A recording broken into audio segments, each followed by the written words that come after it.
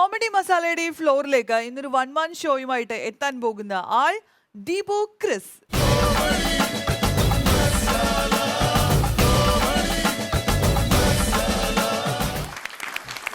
Hi Deepu.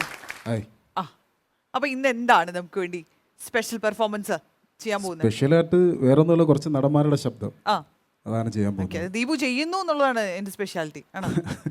അത് നന്നാവുമ്പോഴാണ് നമുക്ക് ഒരുപാട് സന്തോഷം. അതെ, അപ്പൊ കുറെ സിനിമകളൊക്കെ ചെയ്തിട്ടുള്ള ആളാണ്.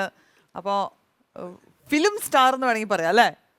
ഓ, 2-3 സിനിമ ചെയ്തിട്ടുണ്ട്. എൻ്റെ ഫസ്റ്റ് ഫിലിം ഹോട്ടൽ കാലിഫോർണിയ എന്ന് പറയുന്ന സിനിമയാണ്, ജയസൂര്യ അനുപേട്ടൻ്റെ. രണ്ടാമത് LBW എന്ന് പറയുന്ന ഒരു സിനിമ.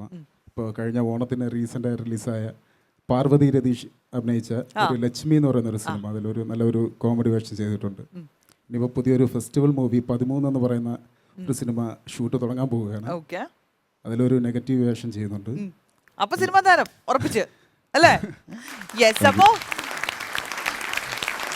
ദീപു നമുക്ക് വേണ്ടി എന്താണ് സ്പെഷ്യൽ ആയിട്ട് ചെയ്യാൻ പോകുന്നത് എന്നുള്ളത് നമുക്ക് നോക്കാം. അപ്പോൾ ആരുടെ ശബ്ദമാണ് ആദ്യം ചെയ്യാൻ പോകുന്നത്? ആദ്യമായിട്ട് ഞാൻ ചെയ്യുന്നത് മലയാള സിനിമയിൽ ന്യൂ ജനറേഷൻ സിനിമയിലൂടെ മലയാളത്തിലേക്ക് കടന്നു വന്ന, ഇപ്പോൾ കഥ, തിരക്കഥ, അതുപോലെ തന്നെ വില്ലൻ വേഷമായാലും കോമഡി വേഷമായാലും ഒരുപോലെ കൈകാര്യം ചെയ്യുന്ന ചെമ്പൻ വിനോദ്. ചെമ്പൻ ചേട്ടന്റെ ശബ്ദമാണ്. അദ്ദേഹം അഭിനയിച്ച സപ്തമശ്രീ തസ്കരാഹ എന്ന ചിത്രത്തിലെ ഒരു ഡയലോഗാണ്. പേര് പറയാൻ തന്നെ ഭയങ്കര പാടാണ്.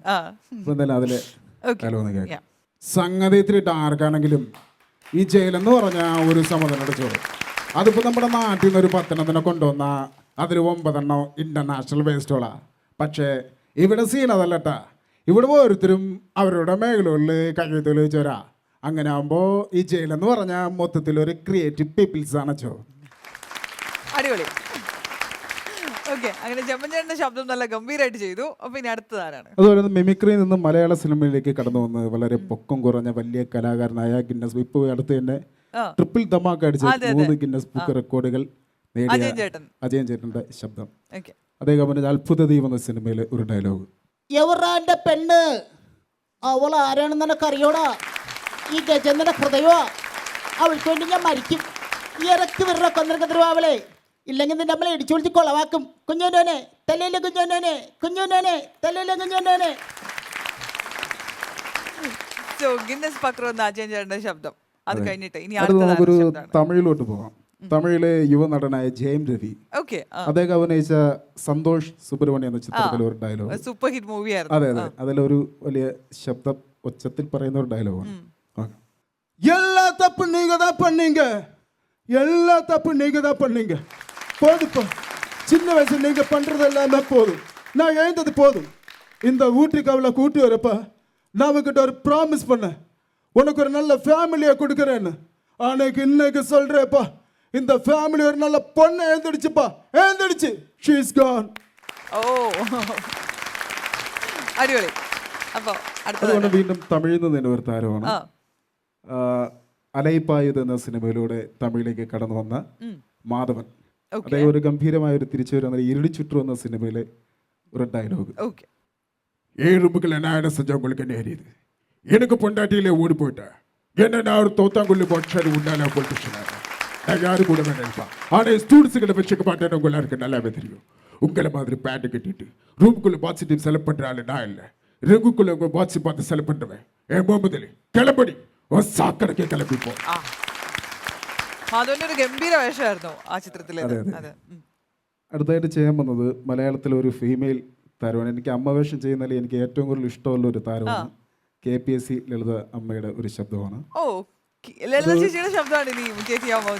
ഒരു പരിശ്രമമാണ്, ശ്രമമാണ്. മനസ്സിനക്കര എന്ന സിനിമയിലെ 2 അമ്മമാരുടെ വേഷം ഒരുമിച്ച് ഒരു കോമ്പിനേഷൻ സീനാണ്. KPSC ലളിത അമ്മയുടെയും ഷീലാമ്മയുടെയും ശബ്ദം. ഒന്ന് ശ്രമിച്ചു നോക്കാം. നിന്നെ വന്നൊന്ന് കാണുമെന്ന് എന്നും വിചാരിക്കും. അതങ്ങനെ കോടതി സ്റ്റേഷനും വിസ്താരമൊക്കെ ആയിട്ട് നിനക്കൊരു ശകലം പോലും ഒഴിവില്ലല്ലോ. എൻ്റെ കർത്താവ്, തീതിന് പതി ചങ്കേ കിട്ടുകയും കൂടെ ചെയ്താലോ? നീ അങ്ങ് ഓഞ്ഞു പോയല്ലോടിയേ. ഹോ, ഇനിയിപ്പോ ഞാലെന്നാ വളഞ്ഞാലെന്നാ. ഞാനേ ഇച്ചിരി ഉണ്ണിയപ്പം കുഴലപ്പൊക്കെ ഉണ്ടാക്കിയായിരുന്നു.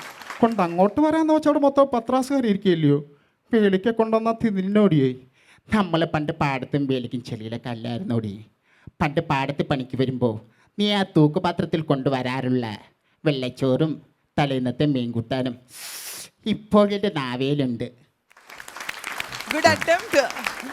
ഒരു നല്ല ശ്രമമായിരുന്നു. അതുപോലെ നമുക്ക് മലയാളമായി തമിഴായി ഇനി നമുക്ക് ഹിന്ദിയിലോട്ട് പോകാം. ഹിന്ദിയിലോട്ട്. ഓക്കെ. ഹിന്ദിയിലെ action king Akshay Kumar. Okay. जो मैं बोलता हूँ ओ मैं करता हूँ, जो मैं नहीं बोलता ओ मैं डेफिनेटली करता हूँ, जो कर रहा हूँ मैं रातोर रौडी रातोर. അത് പൊളിച്ച്. അടുത്ത് ചെയ്യാൻ പോകുന്നത് മിമിക്രി അല്ല. മിമിക്രി ആണെങ്കിൽ നമ്മൾ ഈ സാധാരണ ഈ ബൾബ് ഉണ്ടല്ലോ, LED ബൾബ്, 60 വാൾട്ടിന്റെ ബൾബ്, അതുപോലെ ട്യൂബ് ലൈറ്റ്, സ്ട്രീറ്റ് ലൈറ്റ്, ഇത് കത്തുന്നത് എങ്ങനെ എൻ്റെ ഫേസിന്റെ എക്സ്പ്രഷനിലൂടെ ഞാൻ ഒന്ന് കാണിക്കാൻ ശ്രമിക്കുകയാണ്. അപ്പം ജസ്റ്റ് ഒന്ന് സ്വിച്ച് ഇടണം. ഓക്കെ, ഞാൻ സ്വിച്ച് ഇട്ടാ മതിയോ? ഒരു എന്തെങ്കിലും ഒരു ശരി. ഓഹോ, അപ്പൊ ഞാനിപ്പോ സ്വിച്ച് ഇടുന്ന ശബ്ദം കേൾപ്പിക്കണം. അതിപ്പോ ഞാൻ എവിടുന്ന് കേൾപ്പിക്കൂ?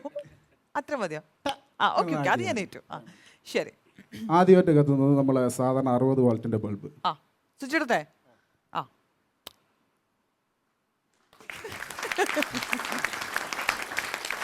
ഓക്കെ. ഇനി അതുപോലെ തന്നെ നമ്മൾ ഉത്സവ പറമ്പിലൊക്കെ കാണാറുണ്ട്. നമ്മൾ ഈ തെങ്ങിൽ നിന്നൊക്കെ തവളയൊക്കെ ചാടി കയറി പോകുന്നത്, അത് എങ്ങനെയാണ് കത്തുന്നത്? ഫേസിന്റെ എക്സ്പ്രഷനിലൂടെ കാണിക്കാം. സ്വിച്ച്.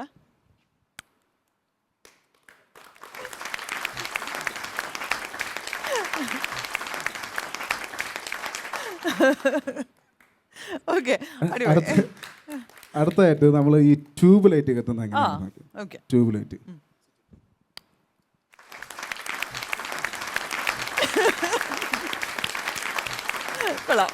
അടുത്ത അവസാനമായിട്ട് നമ്മളെ സ്ട്രീറ്റ് ലൈറ്റ്, രാത്രി കാലങ്ങളിൽ സ്ട്രീറ്റ് പോസ്റ്റിലൊക്കെ ഇരിക്കുന്ന ലൈറ്റ് എങ്ങനെയാണ് കത്തുന്നത് നോക്കാം. ഓക്കെ. അതിന് സ്വിച്ച് ഉണ്ടോ? ടൈമിങ്ങിന് വേണ്ടിയിട്ട്. ഓക്കെ.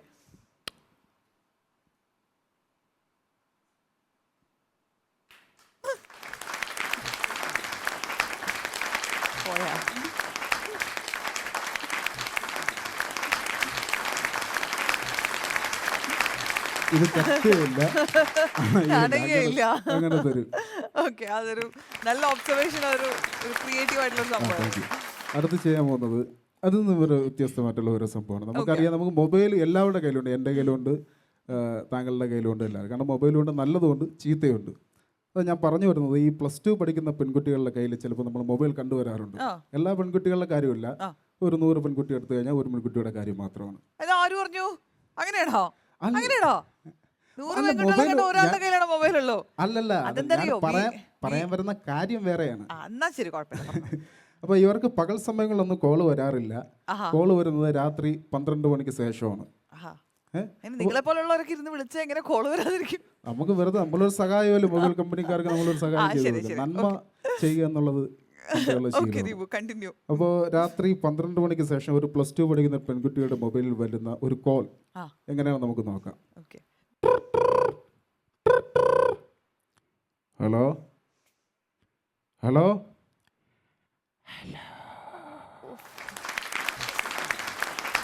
ഹലോ,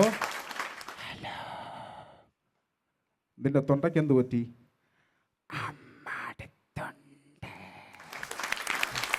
എന്തോന്ന് കേൾക്കണില്ല, ഉറച്ചു പറ. പെണ്ണ കേൾക്കണില്ല, ഉറച്ചു പറയുന്നത്. ഒരു കാര്യം ചെയ്, അമ്മയുടെ അടുത്ത് നിന്ന് എണീറ്റ് മാറിക്കട.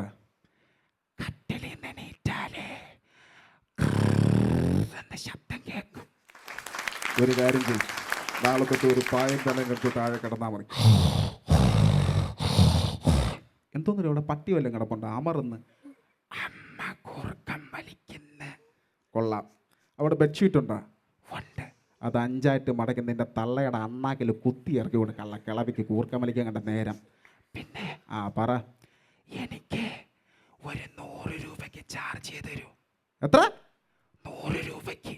ഇടി ഇന്ന് രാവിലെയല്ലേ ഞാൻ നിനക്ക് 100 രൂപയ്ക്ക് ചാർജ് ചെയ്തു, എന്നിട്ട് നീ എന്നെ ഒറ്റ കോള് പോലും വിളിച്ചില്ല. അതെ, ഗൾഫിലുള്ള അച്ഛനെ വിളിച്ച്. ഗൾഫിലുള്ള അച്ഛൻ? എടി നിന്റെ അച്ഛൻ ഇവിടെ പെട്ടിക്കടയിട്ടേക്കില്ല, പിന്നെ ഏതച്ഛൻ? അമ്മയാണ് വിളിച്ചത്. ചോദിച്ചപ്പോൾ പറഞ്ഞ് ഗൾഫിലുള്ള അച്ഛനാണ്. എനിക്ക് അമ്മച്ചിയാണ്, അറിഞ്ഞൂടാ. നല്ല തള്ളയും മോള്. പിന്നെ എനിക്ക് ഉറങ്ങണം, മൊബൈലിൽ പൈസയില്ല, രാവിലെ പണിക്ക് പോകണം.